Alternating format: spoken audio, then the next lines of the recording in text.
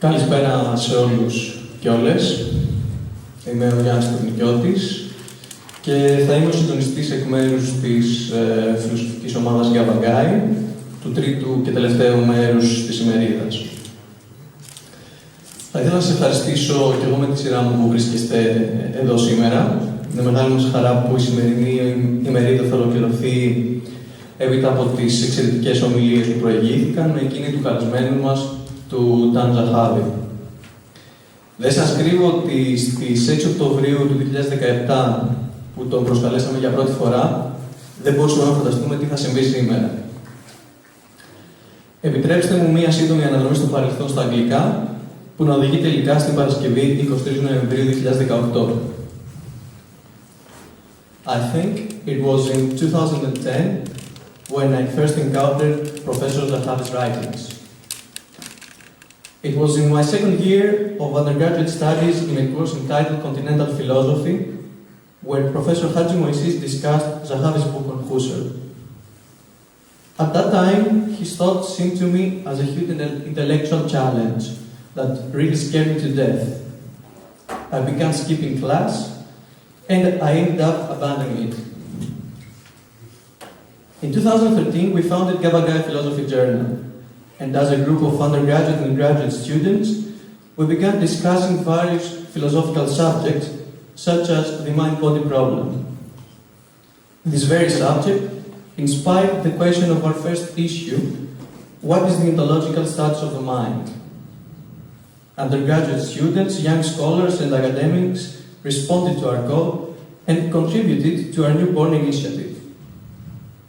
In a short Skype call, Professor Koudos encouraged us to address this question to Professor Zahavi. In less than a day, we received his contribution, where he concluded that the question of whether the mind is real can only give rise to a certain puzzlement.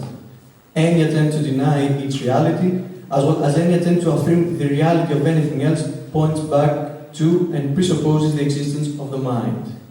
Likewise, to ask what kind of thing the mind is also to miss out on its most fascinating and awesome feature. The mind is not simply an object in the world, but a subject for the world. In the absence of experience, nothing reveals itself.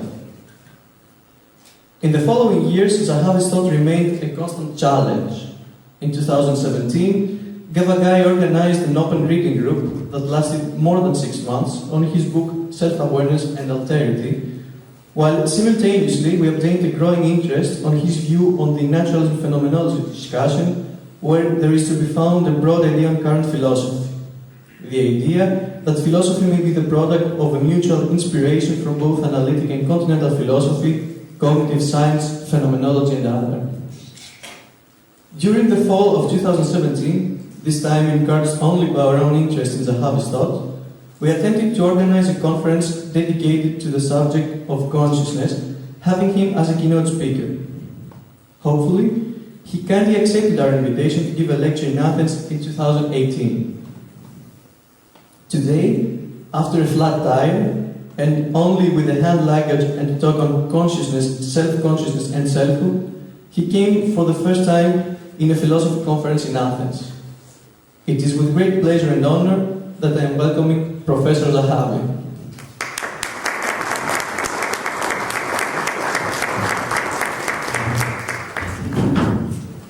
Well, let me first express my gratitude for the kind invitation and introduction, and I also want to thank the whole Gavagai collective for hosting me on this occasion. I also want to thank all the previous speakers who in various ways have engaged with my thinking. I realize that probably most of you are pretty tired by now, so I hope I can keep you awake a little bit longer. So just to give you an idea of what I'm going to talk about, I'm going to highlight the beginning of my talk, this basic idea about the minimal self. And then I'm going to introduce you to a number of very recent objections and criticisms and try to reply to them. So that's basically the setup, the structure of my talk today. So, as many of you are probably familiar with, back in 2003, Thomas Metzinger published this book, Being No One, which he introduced with the following sentence: nobody ever was or had a self. Now, the way Metzinger discusses the self in that book is basically by defining it as some kind of inner, private, unchanging core. He also talks about the self as an ontologically independent soul substance. And then he concludes that given that there is no such substance, there is no reason to accept the existence of self. Now, at some in certain other writings, Metzinger has acknowledged that anti-realism about the self comes in different degrees. So it's not simply one position. I think that is perfectly correct, but I also think one should obviously make the same concession when it comes to realism about the self. I mean, realism about the self also comes in many different versions. It all partly depends on what we mean by the self, and I think most of the people today who actually defend the existence of the self are in no way committed to the notion of self that Metzinger is criticizing and denying. So one might ask, well, who exactly is he? Is he attacking by this definition? Is it not a kind of strawman attack? And so one might also ask whether it wouldn't have been better to present his own view by saying not that there is no self at all, but rather that there is a special kind of self that doesn't exist. I think that would have been a more modest conclusion, but I think also a more correct one. Now, as I said, there's a lot of other definitions of self, or most people who currently defend the notion of self, they're not in any way committed to this idea of the soul, of the self as an unchanging soul substance. There's a whole variety of other alternatives on the market, and what I want to focus on is an account that I've been pursuing and defending for a number of years, which kind of might be called experiential minimalism, or a notion of experiential self. So let me just try to quickly highlight what I take to be the main features. And one way to do so is by talking about the character of phenomenal consciousness. So if we want to investigate phenomenal consciousness, what kind of features do we need to attend to? Well, on the one hand, there is the qualitative character of phenomenal consciousness, but I think there's also the subjective character. So what do we mean by that, or what do I mean by that? Well, the idea is that talking of phenomenal consciousness, it's not enough just to talk about, the taste of the coffee, or the hardness of the ice cube, or the warmness of a pillow that you are using. What you also need to talk about is the fact that all these experiences are for a subject. So conscious episodes, phenomenally conscious episodes, are subject involving, and not just in the sense that they occur in a subject, but also in the sense that they are for a subject. So one way to, again, articulate that is by talking of the idea that experiences involve a certain point of view. They come with perspectival ownership, to use one locution that one can find in the literature. And so again, and these are kind of different ways of basically targeting the same phenomenon. One way to talk about the notion of self that I'm interested in is by saying, rather than using the locution, a subject of experience, where one might then say, well, then perhaps these two things can come apart. Perhaps the subject kind of exists independently of the experience and occasionally have the experiences. And perhaps it might even be possible to encounter the experiences independently of the subject. I've suggested that perhaps a better way of framing it is by talking of the subjectivity of experience. I don't think it makes much sense to say that the subjectivity of experience is something that can persist and exist independently of the experiences and vice versa. So, talking about phenomenal consciousness, if you want to do justice to that, we also need to talk about the subjectivity of experience.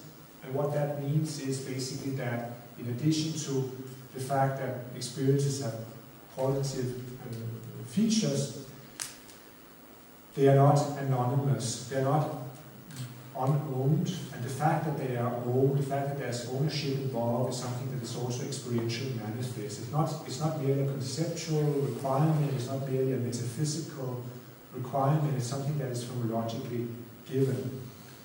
And so a kind of way of formulating that is by saying that if you combine the once-likeness of experience, which captures the qualitative character and adds the subjectivity of experience, what you really get, this is the full kind of formula when we want to capture phenomenal consciousness, what you get is what is like forminess. And the idea would then be to take this forminess, this first personal character of experience, and define that as a form of experiential selfhood.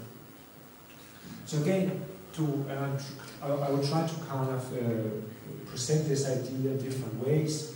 Compare the following examples. I mean, you can be absorbed in a movie, you can be humiliated by your peers, you try to figure out what is written in a menu, written in a language that you hardly understand, you know, the experience you feel when you're hit in the face by a snowball or standing on a 10-meter diving board trying to persuade yourself to jump, or considering whether opting for a career in the army is a wise choice. I mean, so these are all very, very different kinds of experiences. And I think one should say, you know, if you want to figure out in which way these different experiences are self-involving,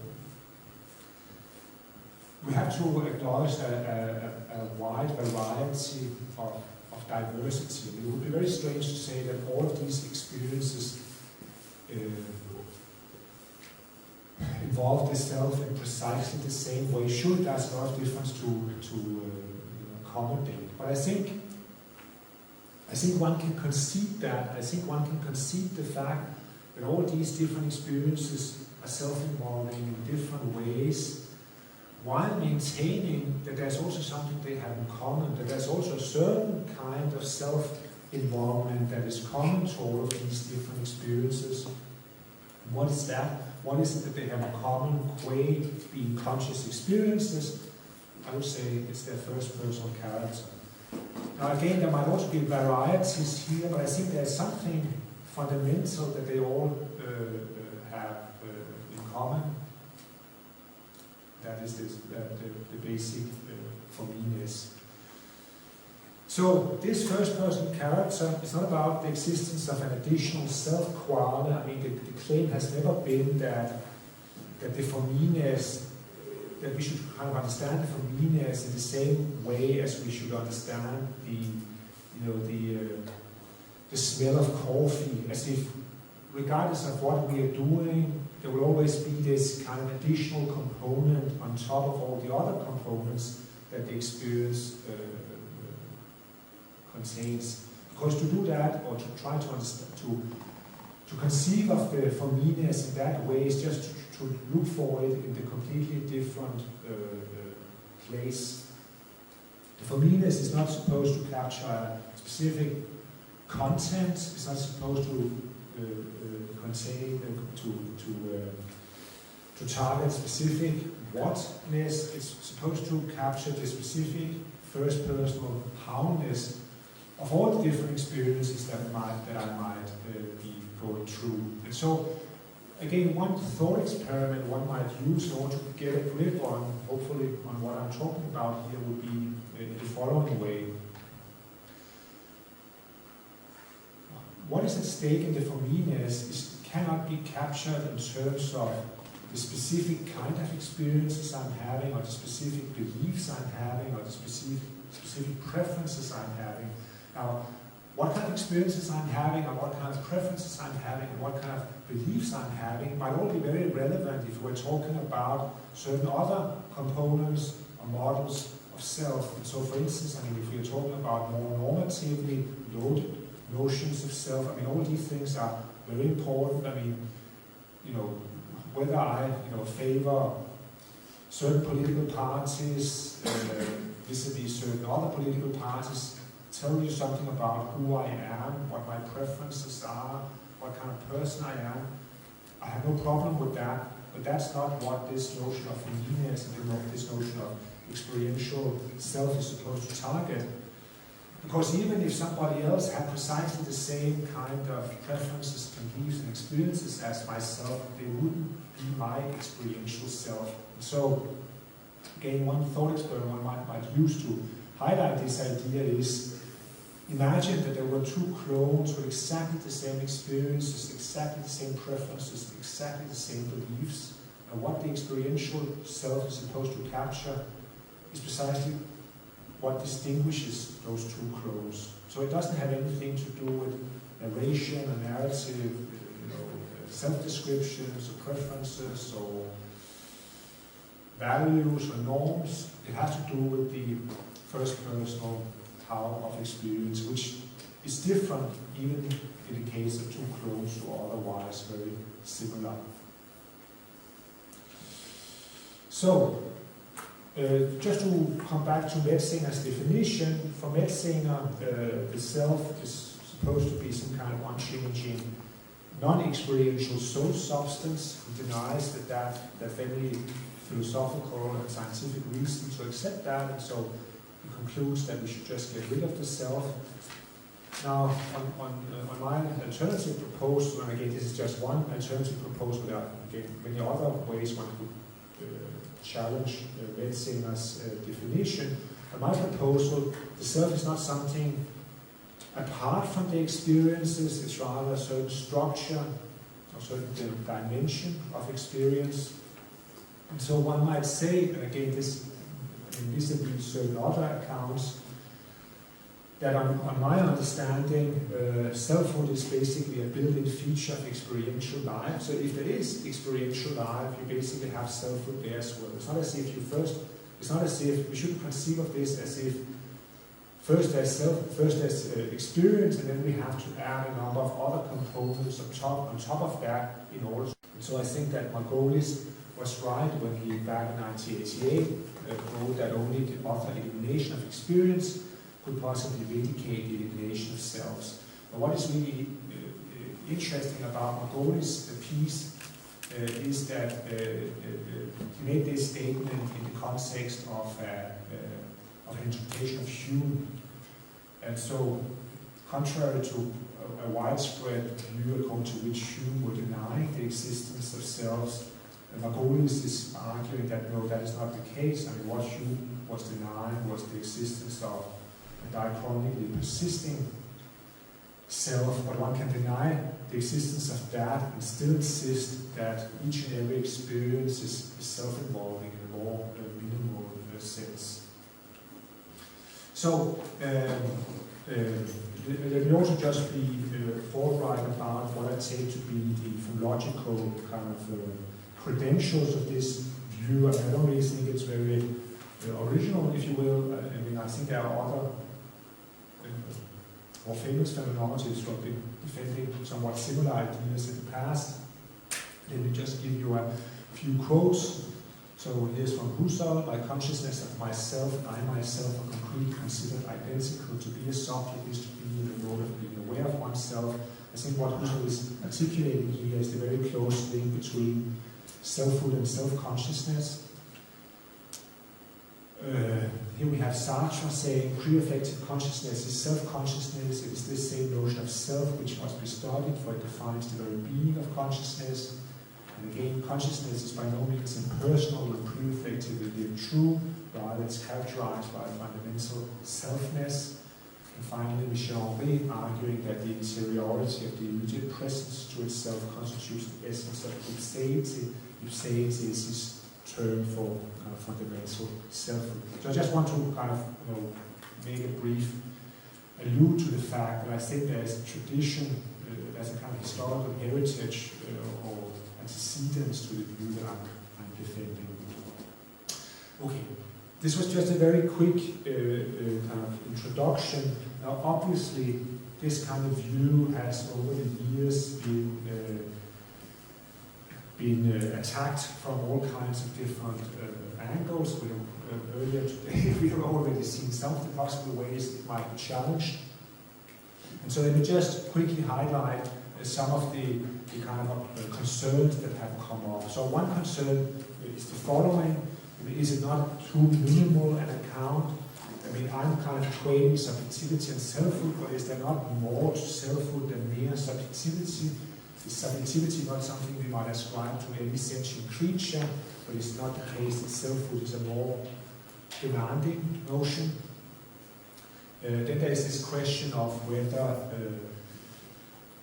subjectivity and intersubjectivity aren't necessarily linked. And on the account I have been defending, I've actually been arguing that the self in this very fundamental sense is not dependent upon social interaction. So this is something that some people have been objecting to. Then there's a challenge that I guess Metzinger will in all likelihood present, but also some other people who have said, well, even if it's true, from logically speaking, that there is something like Forminas, how can you, what warrants the jump to a kind of metaphysical conclusion? And should we kind of insist very sharply on the difference between phenomenology and metaphysics? And I mean, so we might continue to be skeptical about the metaphysical reality of the self, even if we concede that it exists logically. Then there is the issue of synchronic versus diachronic selfhood. So even if one were to say that for any experience, it is the case that it involves a certain Forminas, a certain first personal point of view, that does not automatically resolve the question of whether that dimension remains invariant. So there's a difference between claiming that it's ubiquitous, that it's always there in some form or another, and claiming that it remains invariant through temporal change. And finally, and this is the one I'm going to focus on in what follows, I mean, there is a concern about the universality. I mean, is it really the case that all experiences have this feature, or might it only hold true for some? So again, on my account, given that I define selfhood in terms of this first-person perspective that I take to be connected with the very subjectivity of experience, I can't kind of see how there can be experiences in the absence of that feature. So the claim would be that it holds also for infantile, abnormal experiences. That is, of course, something that people have been questioning.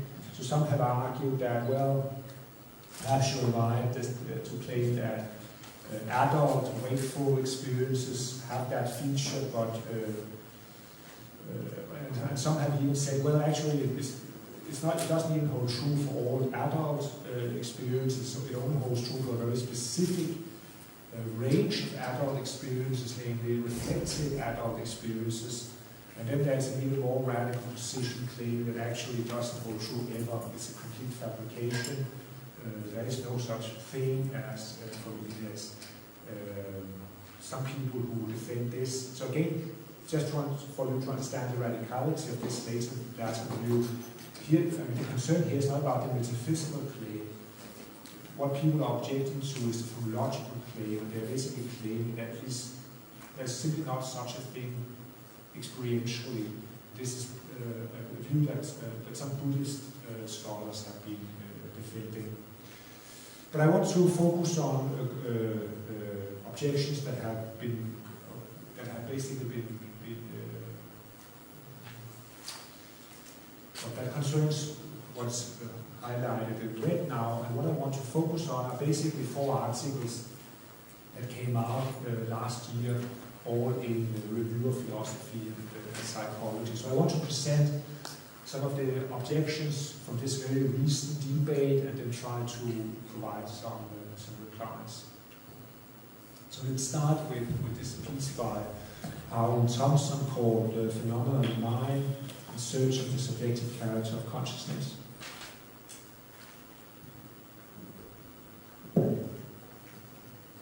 So Howell and Thompson, they concede that there is such a thing as phronesis, it's a real phenomenon, but they claim that it's rare because it's not present in pre-reflexive experience.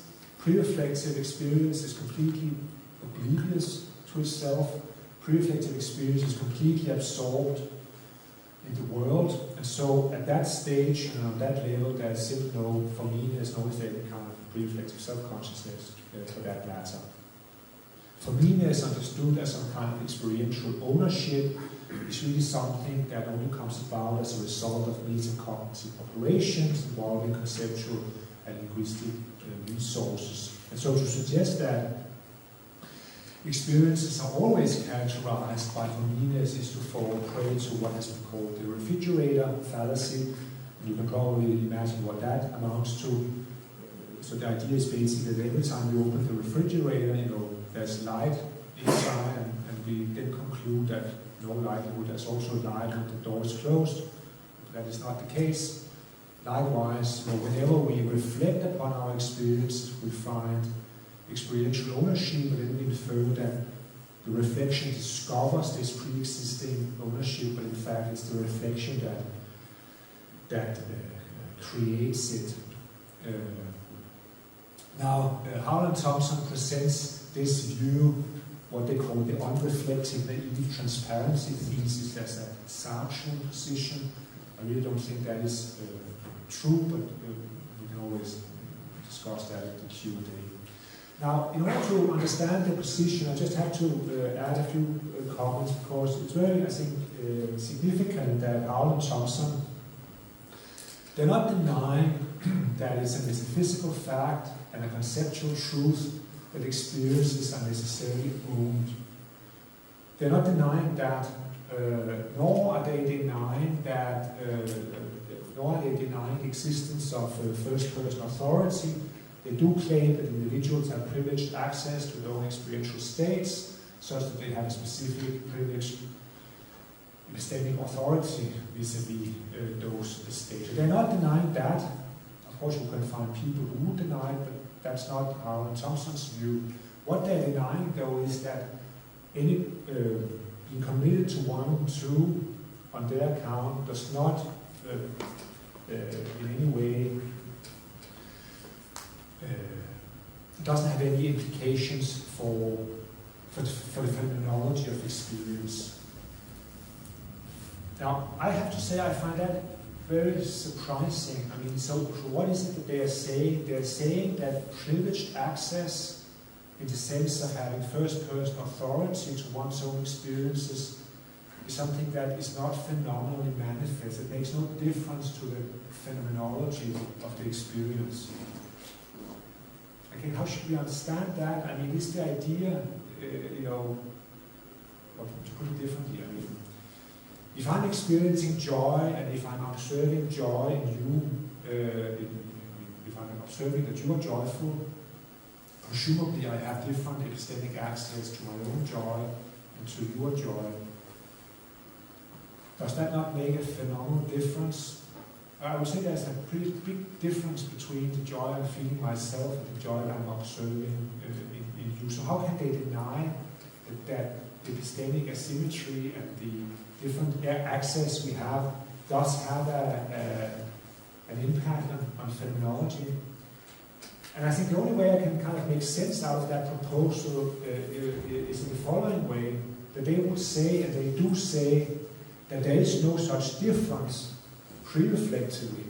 Now, reflectively, when I reflect upon my own joy and compare that and contrast that with joy observing you, then there is certainly a difference.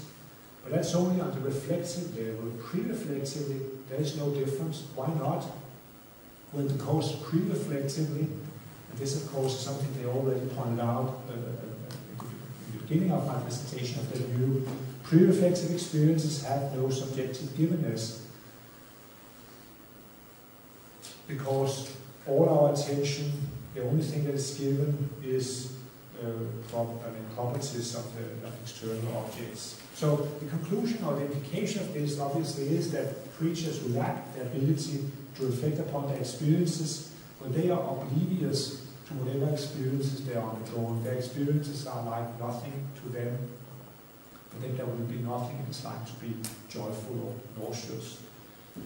But through reflection, we can lay claim to an appropriate experience and thereby bring them to givenness. Now, I think, and again, the obvious implication of this is that experiential ownership, the sense of self, is really a product rather than a condition for this appropriation. There's nothing phenomenal that motivates the appropriation. And my problem with that is that I have a hard time understanding how one can reconcile that view with an endorsement of first-person authority. I mean, if one denies that reflective self-descriptions like I have a headache or I'm thirsty are based on experiential evidence, if one insists that they entirely lack an experiential grounding, I don't understand how one is supposed to preserve first-person authority. So I think there is a tension here between their acceptance of first-person authority and the rejection of any form of pre-reflective givenness.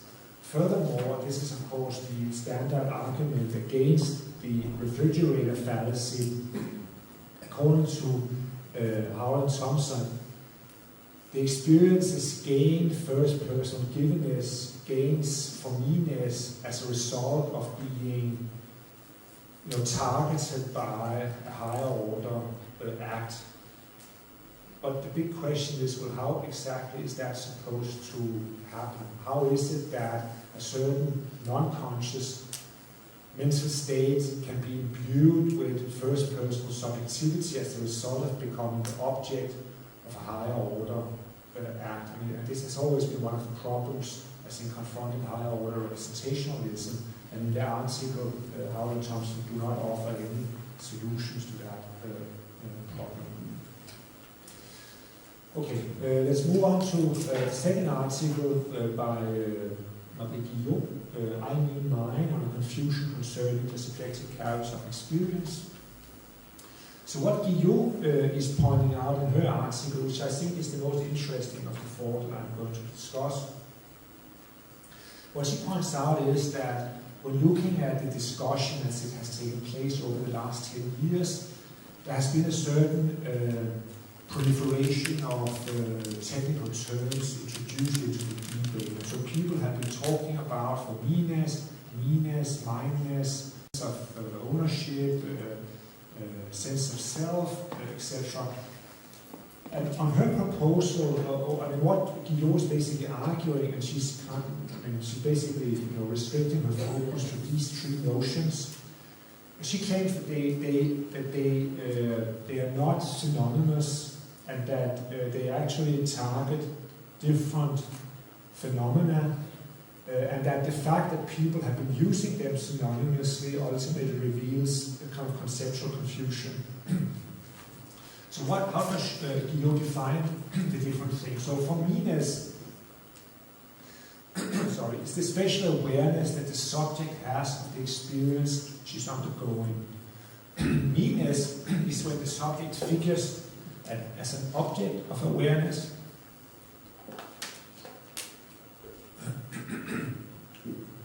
And mindness is when the experience is phenomenally given as mind. And so on her account, I think that kind of follows from the way she's defining the terms. Mindness is the more complex notion, since it requires not only that one is aware of the experience and aware of oneself, but also aware of the specific relationship between oneself and the experience. So these three conceptions, they're not equivalent. They pick out three different properties. And so, as she points out, we need to distinguish between having an awareness of an experience, having an awareness of an experiencer, and having an awareness of the experience as owned by the experiencer. Now, the obvious question to ask is whether those distinctions, which seems to make a lot of sense, I mean, is it really true that the preceding debate has overlooked those distinctions. And I think that, one obvious problem here is that Guillaume basically stipulates that one should understand the three notions in the way just defined. But of course, you cannot conclude from the way she's defining them that people who have been using the terms interchangeably have also had her definitions in mind and have therefore confused the things she has been talking about. And it's kind of easy to illustrate that that is not the case, because, for instance, take the issue of mindness, and if you see how that term is being used by various authors, including myself, I don't think there's any question that it's being used precisely to target what Guillaume calls forminess. Now that might, you might say her attempt at kind of cleaning up the terminological use is of course still, that might still serve an important purpose, because the fact that all these different terms are used might really give rise to a lot of confusion. But there's a difference between saying that the use of these terms make it harder to understand what exactly the claim is, and claiming that authors who are using the term synonymously are thereby committing conceptual confusions. Those are obviously two different claims. Now, not only that, but interestingly, given how Guillaume is defining meanness and mindness, I would dispute that forminess includes both.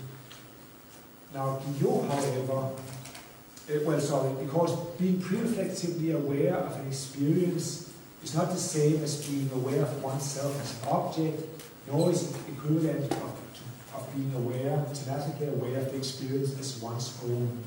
And interestingly, whereas Guillaume is claiming that all three phenomena are actually co-occurring in the experiences of normal subjects, and where she claims that it's only in certain pathological conditions that they can be dissociated, I would actually claim that all three phenomena only occur fairly rarely. And so I think that kind of puts us in a slightly strange dialectical situation, because I don't think there's any question that Guillaume, when writing the article, was basically understanding herself as offering a more deflationary account than the one she thought I was defending. But I actually think it's the other way around. I think I'm defending a more deflationary account than her. Anyway, what is really more important is the question of how much can be packed into forminess. So if we agree, and this is Guillaume's claim as well, whenever there is phenomenal consciousness, there's also forminess. But how much does that entail, or how much does that involve? Does it entail some sense of self? Does it entail some form of self-consciousness? Guillaume denies both. Because on her view, the self must figure as an object of consciousness in order for there to be self-consciousness. And when there's forminess, meaning the specific kind of awareness one has of one's own or current experiences, when that is present, one does not target oneself. There is the experiencer, as one doesn't have the experience as the object, and therefore there is no self-consciousness. But I think, given that way of discussing the matter, I think there are two replies that are fairly obvious. The first concerns a familiar distinction in literature between objectifying and non-objectifying forms of self-consciousness. So again, remember, on Guillaume's account, in order for there to be self-consciousness, one has to be aware of oneself as an object. Now, again, if one goes back to the tradition, one will find a lot of arguments to the effect that the most basic form of self-consciousness cannot be one where one takes oneself as an object, because what we need in order to have proper self-consciousness is a certain awareness of oneself as a subject. Again, she doesn't really discuss that any further in her article, which I think is something of a lacuna. The other question concerns the distinction between, again, a familiar distinction in the literature and self-consciousness between ecological and non-ecological forms of self-consciousness, which can be articulated as the distinction between consciousness being aware of a self, so that would be ecological self-consciousness, versus consciousness being aware of itself, that would be non-ecological self-consciousness. Now, according to the latter view, consciousness being aware of itself, that's a form of self-consciousness, according to one reading. Now, talking about forminess as involving an awareness of an ongoing experience perfectly fits that definition of self-consciousness. So it's a bit odd that Guillaume is saying that forminess doesn't involve self-consciousness, because of course it depends on how you define the term, so there's a long-standing tradition for meaning by self-consciousness precisely what she's trying to capture using the term forminess. So, on her account, again, she claims it's a conceptual mistake to claim that phenomenal consciousness involves self-consciousness. But again, I mean, perhaps it's a little bit unfair of me to kind of keep hammering on her, but I think if one kind of, includes more of goes a little bit outside, I guess, the type of philosophy of mind that she's familiar with, for instance, looks at the discussion between self-representationalists and higher order representationalists. One can find a lot of people arguing that phenomenal consciousness is precisely something that involves self-consciousness. So here's Rosenthal defending higher order representationalism and arguing that there's a strong intuitive sense that the consciousness of mental states is somehow reflexive or self-referential. Van Gulik argues that it's the addition of the relevant meta-intentional self-awareness that transforms a non-conscious mental state into a conscious one. So again, in the discussion concerning the difference between non-conscious mental states and conscious mental states, there's actually quite a lot of people who would argue that the difference between non-conscious and conscious mental states is that conscious mental states are self-referential or involve some kind of self-consciousness. And again, so it just seems a bit strange to say that that's just a conceptual confusion. I mean, then one has to kind of provide further arguments for it.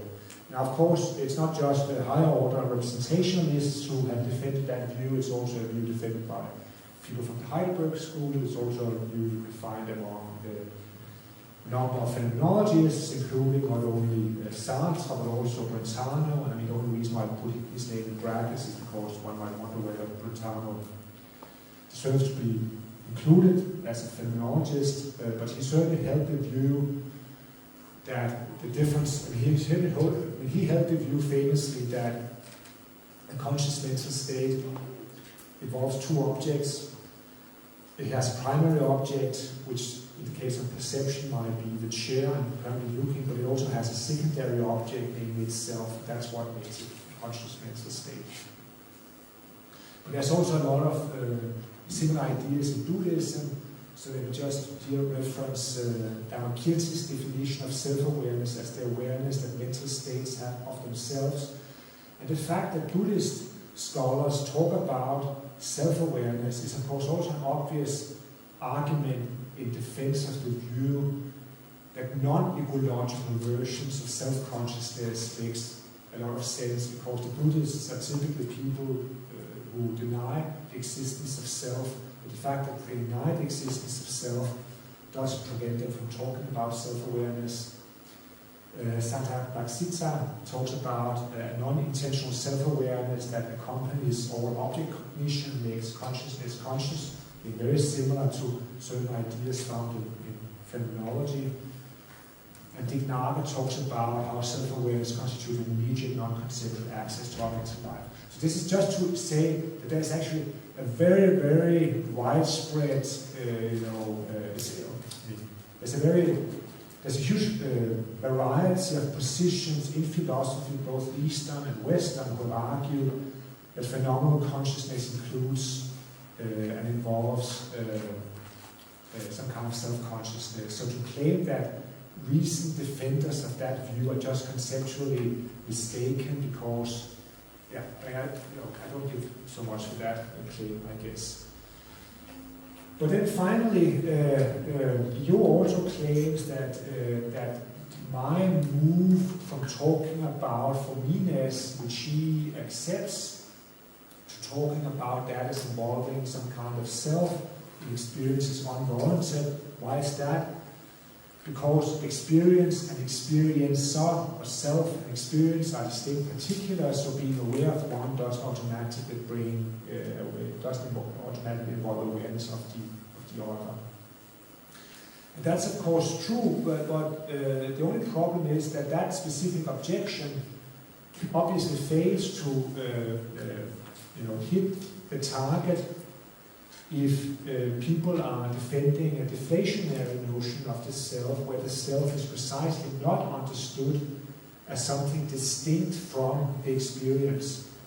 Now, if you understand the self as something distinct from the experience, then being aware of the experience doesn't automatically involve being aware of the self.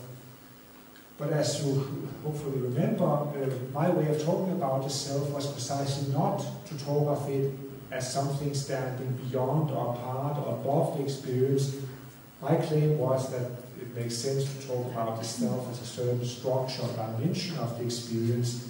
And if that is the case, it's less obvious that it's unwarranted to say that being aware of the experience also involves being aware of the self, for obvious reasons. Now, Guillaume, very briefly in an article, concedes that some people have made that move, but she just claims that it's controversial, and that she doesn't really engage with any of the arguments that both myself and also James Thorson have provided for that claim, which I also think is a bit unfortunate. And I want to say, though, I really think Guillaume's article is worth reading. And as I said before, I think it's actually the most interesting of the four recent criticisms. But I also think there's certain issues that it would have been good had she kind of discussed in more detail. Okay, then onwards to Lucas Silva. Me and I are not friends, just acquaintances on thought insertion and self-awareness. The reason why I've been so, what should we say,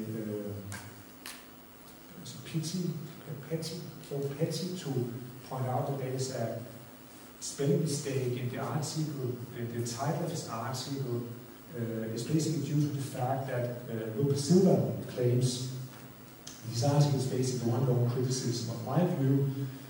He claims that my arguments are flawed, unclear, misleading, unwarranted, implausible, untenable, confused, and full of all these inaccuracies. So it's a very kind of harsh and hostile criticism. And it's of course a little bit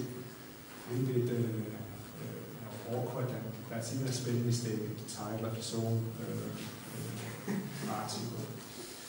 Now, he claims that phenomenal character and subjective character are conflated by me, and that I arrive at this unfounded and unwarranted claim that phenomenal consciousness involves self-awareness. And so here's a quote. Once again, there are two spelling mistakes in it. One thing is to say that phenomenal conscious, I presume it should be phenomenal consciousness, might lead to different degrees of self-awareness. Quite another is to propose that mere phenomenal access to experiences entails phenomenal awareness of the subject of experience, and there's a full stop missing, as Zahavi does. So, in order to understand that criticism, we need to understand what Lucas Silva means by self-awareness. And he argues that self-awareness is a state that represents a phenomenal self, and he argues that phenomenal access to experiences does not amount to self-awareness. But as I just pointed out in my discussion of Guillaume, there's an equivocation when it comes to self-awareness, because it can both mean awareness of self, but it can also mean the awareness that consciousness has of itself. So, given the fact that there is that it's perfectly legitimate, and there's a long tradition for talking about non-ecological self-awareness. I don't understand why. I just don't see how it can be a conceptual, fallacy to claim that having phenomenal access, being aware of an ongoing experience involves self-awareness, because that's precisely how it's defined in certain traditions. So again, with that way of talking about self-awareness, being aware of an ongoing mental state, from the inside, so to speak, involves self-awareness. So on this account, self-awareness is basically about the mind's reflexive capacity, its ability to disclose or reveal self, rather than merely being aware of or revealing and disclosing external objects. Now, Lucas Silva also argues, there's different parts in his article. One big part concerns the phenomenon of thought insertion, where he argues that patients with thought insertion, he claims that their experiential life remains and a sense of subjectivity, but he claims that they are no longer aware of the experiences as their own, for which reason they lack mindedness. And so I should perhaps also have said that Lucas Silva's article was published after Guillau's article, and Lucas Silva basically accepts her definition her distinction between meanness, and mindedness. So what he says is that in the case of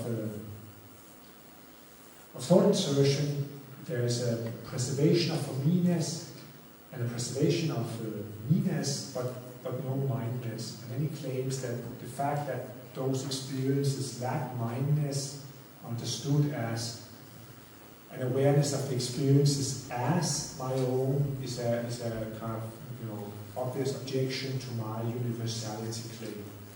But the problem here is that I'm not using mind, as I've already pointed out, I'm not talking about mindedness as a thematic awareness of the experiences as my own. Rather, I'm talking about mindedness, I'm using mindedness as a synonym for meanness.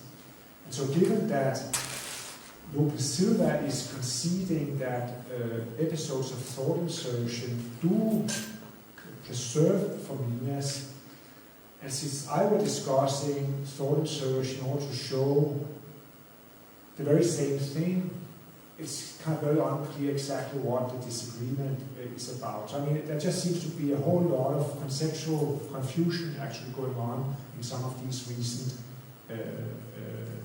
critical papers. Now, onwards to the last one. So, which is, if you will, somewhat more methodological point. Now, what Farrell and McLean are arguing is that, so they claim that I have suggested that if we want to determine whether phenomenal consciousness involves pre-reflective self-awareness, perspectival ownership, etc., it's really a question of, providing proper phonological descriptions. And Farrell and McLean are quite skeptical about that kind of approach, because they say, if you ask people, they might have quite different intuitions, and what are you going to do if one person is saying, I can find pre-reflective self-awareness, and the other is saying, I can't find, and how are we going to resolve that disagreement? But I think they are misreading my position, because I'm not saying that the best way and the proper way to address these problems is by paying more attention to the experiences. Rather, I specifically argue shortly after the passage that they are quoting from Subjectivity and Selfhood, I specifically argue that more theoretical arguments are needed. And so here's the main claim, which I think is an argument, and we have kind of heard some of the arguments actually earlier today, so I'm partly relying, in that book I was partly relying on Shoemaker, on Castaneda, but also on the work of Frank and Henrik, and their use of their reliance of arguments found in German idealism. So the basic argument, has the character of a more transcendental argument, and basically runs as follows. Reflective self-consciousness, which most people are prepared to accept the existence of, is a form of object cognition. An object cognition which by definition involves a division or contrast between subject and object cannot result in self-consciousness facing either a vicious circle or an infinite regress. I think it was basically the argument that Shoemaker was also making.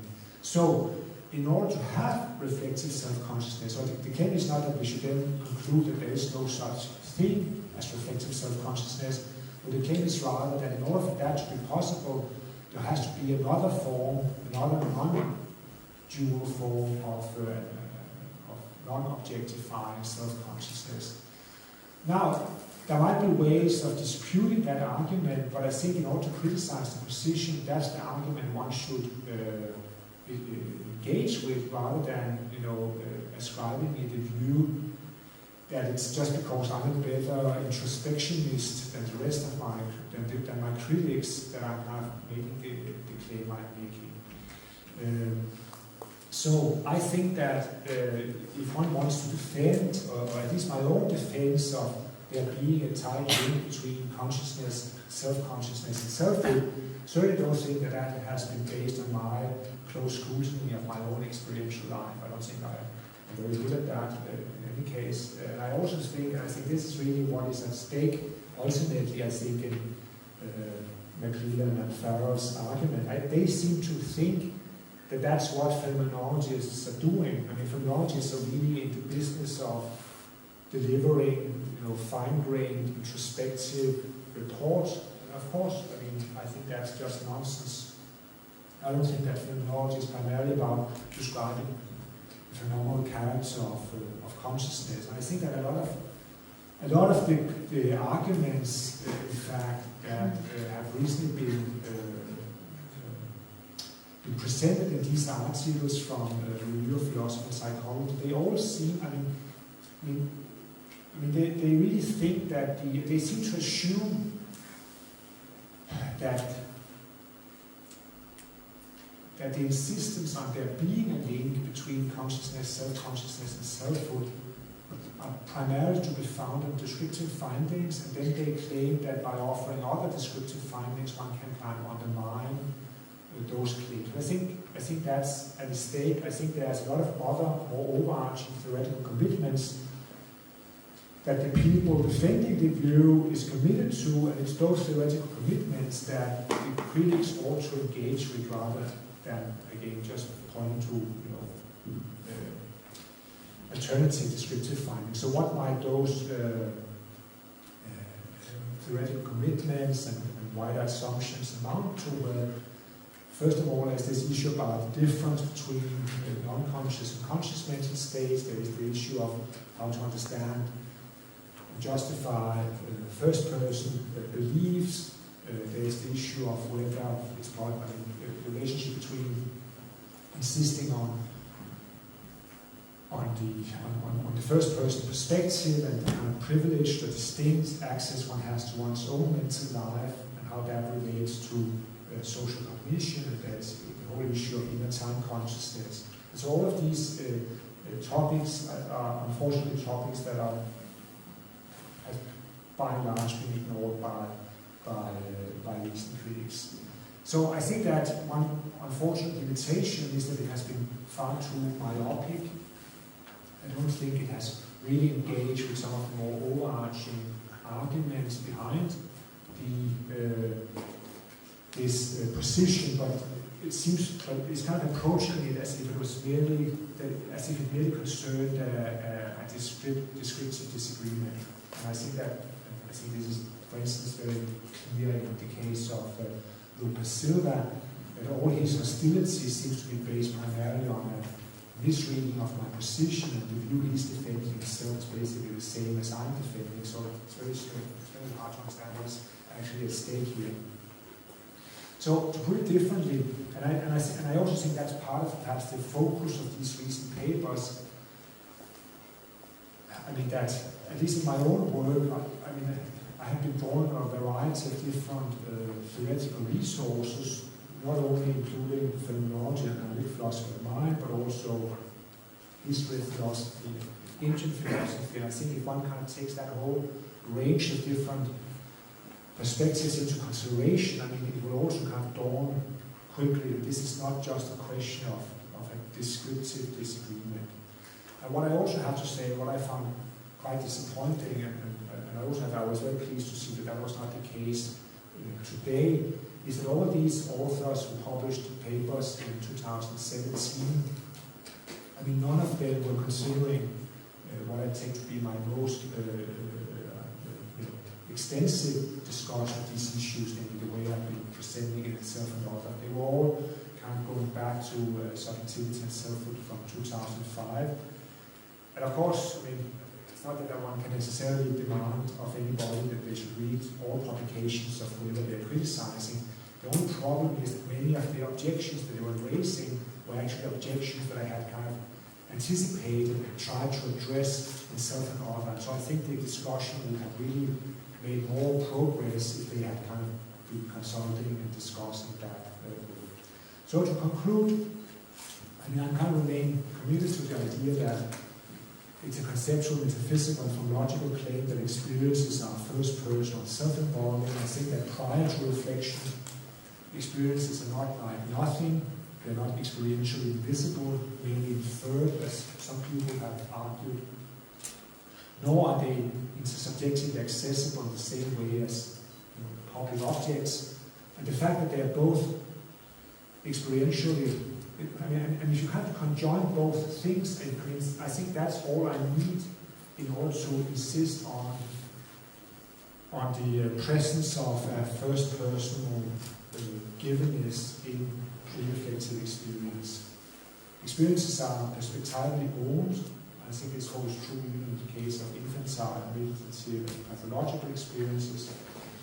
Now, I think that the criticism has changed over the years. I mean, the criticism of my view, at least. And I think, I mean, one thing, of course, I'm just happy that people are criticizing my view now, because it seems to suggest that this notion of a minimal self is at least considered, even if people don't accept it, at least it's considered, one of the options that one has to kind of take a stand on. That's at least is an improvement compared to what it looked like 10 years ago.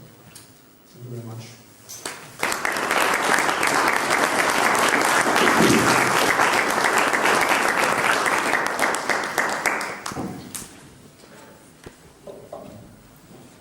Thank you very much for your talk.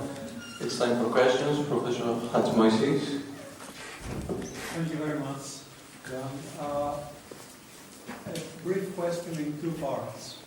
Is it possible to do phenomenology without phenomenological reduction? And if we do phenomenological reduction, are we entering the vast field of impersonal consciousness, as the early French phenomenologists thought? Or is it transcendental or Ecole of experience there as well? Okay. So actually the first question is, of course, quite it's actually a very interesting question, because I guess it depends on what you mean by phenomenology, because I'm actually a project concerning the use of phenomenology in qualitative research. There are a lot of qualitative researchers who are non-philosophers who have kind of bought into the idea that in order to do phenomenology of nursing or phenomenology of physiotherapy, you first need to do some kind of reduction. I think that's a mistake, quite bluntly. I don't think that means that they cannot do what they're doing. I think it still makes sense to speak of phenomenology outside of a philosophical context. So I think one can, to some extent, do phenomenology without doing a reduction. But I think if we talk about philological philosophy, I take the reduction to be absolutely crucial. And of course, that opens up a whole new discussion, because what about the realist phenomenologists and the early phenomenologists, etc., etc. But at least that's where I would stand on the issue. So I take very much phenomenology to be a transcendental enterprise, and I don't think that you can do that without doing the reduction. Then the question is, well, if we do the reduction, are we then faced with some kind of impersonal view? I would say no. And I mean, I think, so one of the quotes by Sartre was supposed to capture the fact, one might always wonder about, you know, whether his choice of terms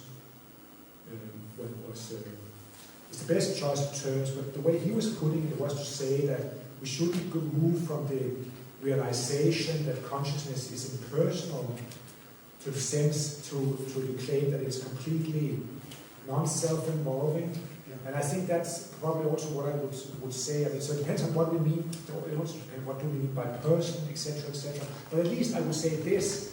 I mean, if you're coming from a more Kantian type of transcendental philosophy, and if you think that transcendental philosophy is not about, it's about a kind of a universal consciousness, that is definitely not the philological perspective. And I think one very simple argument for that is simply to consider the role of intersubjectivity. I mean, it would have made no sense for Husserl to talk about transcendental intersubjectivity unless there was a plurality of transcendental subjects. And so that already indicates that when he's talking about transcendental subjectivity, he's not just talking about, you know, one universal structure. Right.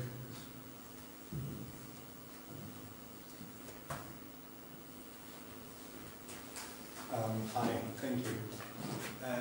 My question is, in demanding from someone to show that the self is somehow reflectively present, what would suffice as an answer?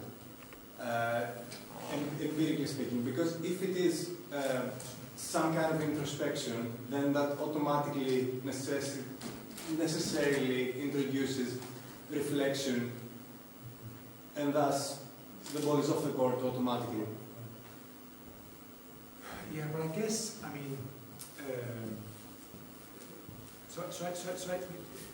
it's a little bit like what I was saying on the final slide. I mean,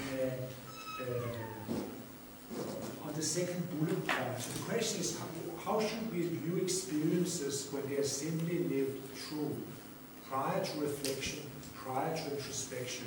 Are they like nothing? That's one option. The other option is to say, well, they are like something, but they are not subjectively given in any way. They are intersubjectively or publicly available. And now I think both of those two options are very unattractive. And so I think what I would take to be the third option is to say that experiences pre-reflectively are subjectively given, and I think that's all I need in order to be able to speak of a certain self-involvement. Given that I was defining self, this minimal self, basically as the subjectivity of experience. So I mean, for me, I mean, the only way to resist, there's of course many ways you can resist it. You can say it's not legitimate to make this equation between subjectivity and selfhood, for selfhood is something bigger. That's one argument or one kind of thing one should consider, but I think basically what it comes down to is,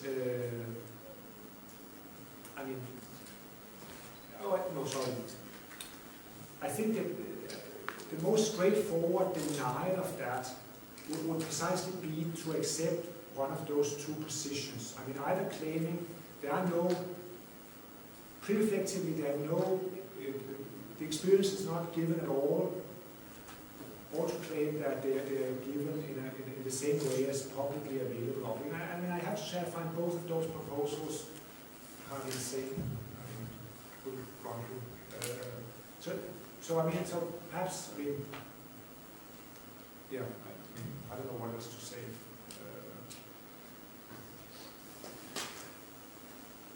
I don't know if you want to retort to that or what.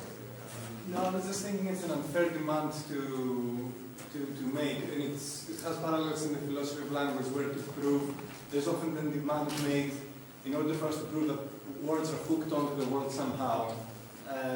What the attackers of this view, the only option they leave open, not of course directly but indirectly, is some kind of answer that would not involve words. So I think it's an unfair claim to make that somehow first personally I am to report a self that is pre-reflectively present.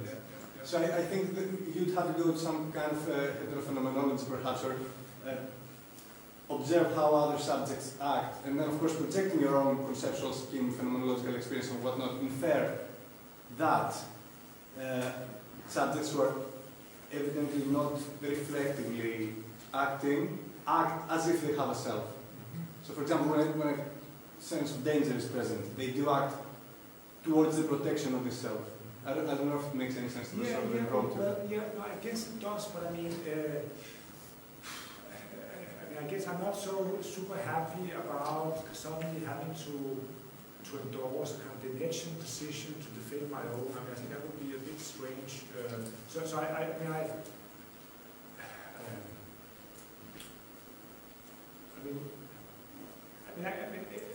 Another way of doing it might be by employing certain abductive ways of reasoning, where again the claim would be, what is the best? What is the best way of explaining that we are in fact able introspectively to appropriate the experiences as our own? I mean, would it make sense to say that we can? I mean, if we acknowledge that we can do that, what is it like? I mean, what kind of what is the requirement, or what is the necessary requirement? If we accept we do that, and if you do not want to accept that one of the requirements for that is the fact that the experiences are already there pre-reflectively, then I would like to see an alternative explanation being offered. And I would also say, I think that I would say that the burden of proof is really on the critics here. And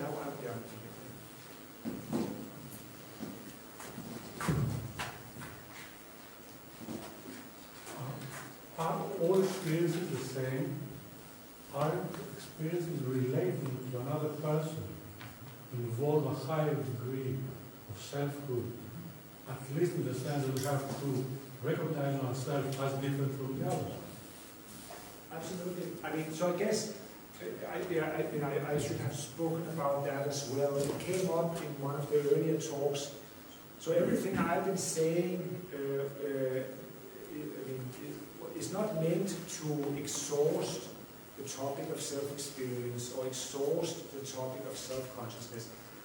I've just been trying to defend a very minimal account, but I think there's so much more to be said, and I mean, I'm completely on board with the idea that there are more complex, more richer, perhaps even far more interesting forms of selfhood and self-consciousness being available as a result of social interaction. I mean, so I agree with you. The moment, I mean, not only is it the case that I can come to appreciate the distinctiveness of my own experiential perspective in a more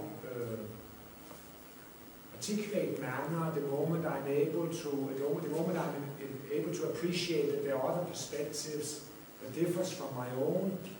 But I also think it's the case that I can come to possess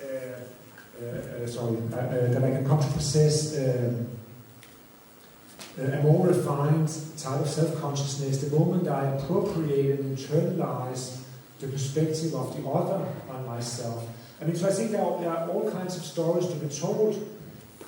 The main point I want to make is that I can't see how the stories can start there. If there's nothing subjective going on prior to that.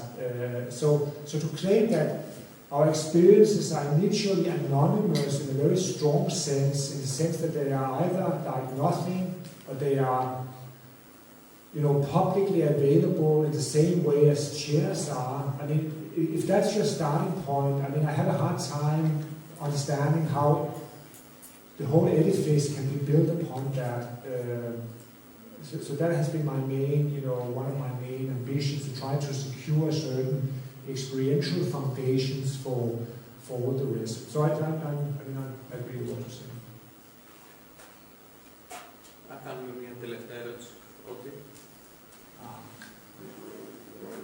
We need to clarify one specific thing. At one point you characterized the self as thin. I'm not exactly sure what this refers to. Is it that it is completely transparent? Does it refer to the transparency?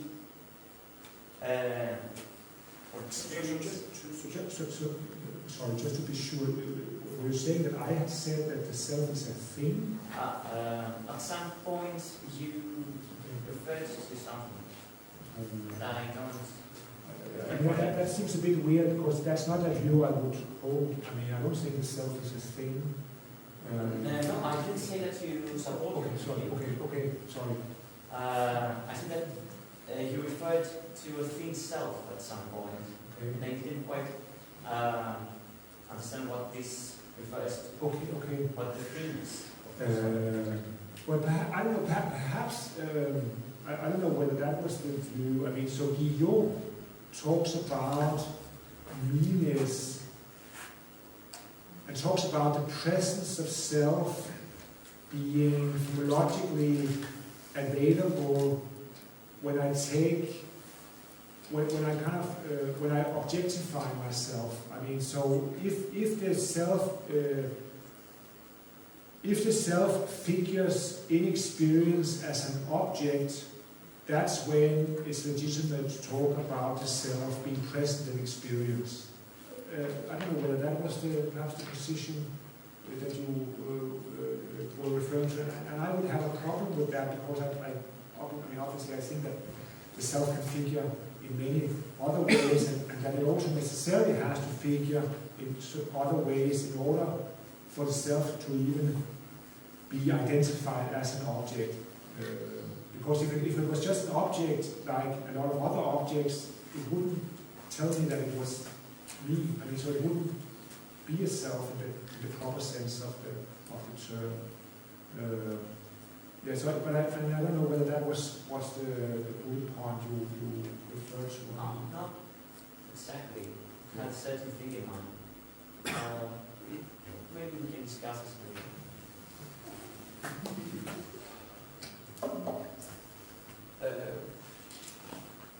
If there are no other questions, so I would like to thank Professor Zahavi for his... One question. One last question. Okay. Just as a clarification, because I'm trying to understand. So, if I understand correctly, like phenomenological difference, right? Is something that is, in principle, can be demonstrated, right? Like, for example, if I want to explain the difference, for example, our phenomenological difference is between imagining a yellow lemon or imagining a red tomato, right? Correct. That would be an expression of phenomenological difference. Is that correct? Well, I mean, I guess it depends a little bit on how precise you want to be, because you could say that the difference between imagining a red tomato and imagining a yellow lemon really has more to do with a phenomenal difference than a phenomenological difference. But I mean, this kind of comes back to the issue that there's a certain dispute in the literature where a lot of analytic philosophers have co-opted the term phenomenology to basically use it as a label for phenomenality. And I don't really like that way of talking, because I think phenomenology is a specific philosophical tradition. It's not about the difference between, experiencing one thing and experiencing another thing. But I don't know whether... What I'm trying to understand is that, for example, because you talk about for meanness, right, as expressing an, I guess would you term that as a phenomenal difference then, or a phenomenological difference? Yeah, okay. So I think if I were to be very precise, I think it should be a phenomenal difference. So what I'm interested in is that, what I find interesting is that it's a very special kind of phenomenal difference, because in many ways, every other kind of phenomenal difference I can demonstrate to you. For example, I can give you an instruction, or I can produce a reaction from you. For example, I can give you pain, or I can tell you, do you remember the time when you cried, or do you remember the time when you were happy, etc. So what I find interesting about this phenomenal difference is that there's no way for me to, in any way, demonstrate to you, apart from tell you, for example, think about you're you, and he's he, and she's she. This is my point. What I find it, so, like, for example, there's something very intuitive in saying that there's no phenomenal difference that's more basic than this one. What you said in your speech to his girlfriend was like, of course, you know what I mean? But in some other ways, and in many ways this is why we all understand what you're talking about, you could say that there's nothing more sane than formeanness. You see what I mean? Same? Same. There's like Same. Okay, sorry. Okay, sure. Yeah, no. Okay, so I think you're raising actually a lot of important points. So I think they just mentioned two.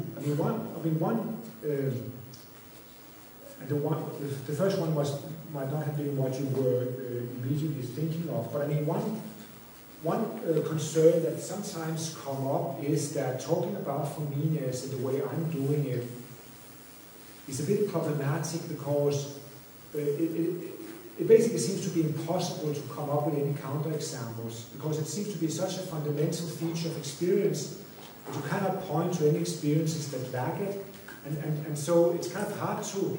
I mean, often we highlight phenomenal features by pointing to contrast cases. So this is a perception in contrast to these other experiences, which are recollections and imaginations, etc., etc. And by using contrast cases, we can highlight a specific feature.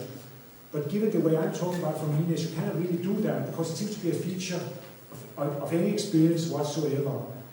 At least if you believe what I'm saying. And I think my point would be, I think my point would be, that doesn't necessarily prove that it's irrelevant or trivial or, I don't know, because there are also other phenomena, there are also other features of the same kind. Think about temporality, for instance. I mean, all experiences, at least that would be my view, have a certain temporal structure. I don't think I can highlight. I mean, they might have different they might have different types of temporality, but they all have a certain basic temporality, and that is not, again, I don't think it's not a trivial point. It's important to understand the kind of temporality that is intrinsic to experience. So the fact that it's universal doesn't mean it's trivial. But then the second point you were saying was, isn't all the same? And what some people have been objecting to is something like the following. Isn't formeanness, I mean, you talk about formeanness as something to do with the self, but isn't it the case that the formeanness in my case and the formeanness in your case is basically the same? So if it's the same, how can it possibly be what distinguishes us? So doesn't that somehow jeopardize that whole way of talking? And my way of addressing that would be by saying that I actually think we need to take on this occasion we need to take the first person perspective seriously, because if you're kind of looking from the outside, looking at a certain set of experiences belonging to individual A and another set of experiences belonging to individual B, then both of those individuals might have formeanness, and there might in fact be no difference between them. But what if you are one of the individuals? In that sense, if you take the first person perspective seriously, then I do think there's a tremendous difference between a formeanness that you instantiate and a formeanness that belongs to somebody else. So I don't think it's, and I mean that's the feature that I'm kind of interested in getting at. I just want to clarify. I wasn't saying this as an objection. No. Right? No. In the sense that I was just because this is the first time I've been reading about this just since yesterday or something. So I'm just curious in the sense that, for one, it seems to me, and maybe that's wrong, on further if you think about, well, maybe it might be wrong to say this, but it seems to me that there is a fundamental difference in this particular phenomenal difference that you're talking about, at least in the sense that it is, in a way, undemonstrable. Like, I cannot demonstrate it. Right? I can describe it, I can, let's say, logically pinpoint it, and these are different ways, for example, you have, but there's no way for me to demonstrate it to you, as, for example, I can demonstrate any other kind of phenomenal difference, again, by instruction or whatever, right? This is the one thing I want to see.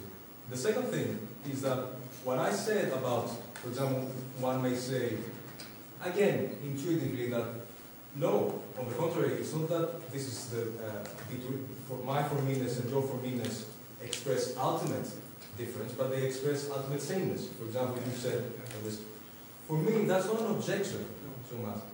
It's more like, it reminded me of the standard meter, you know, you know what I mean, right? The Wittgensteinian sort of remark.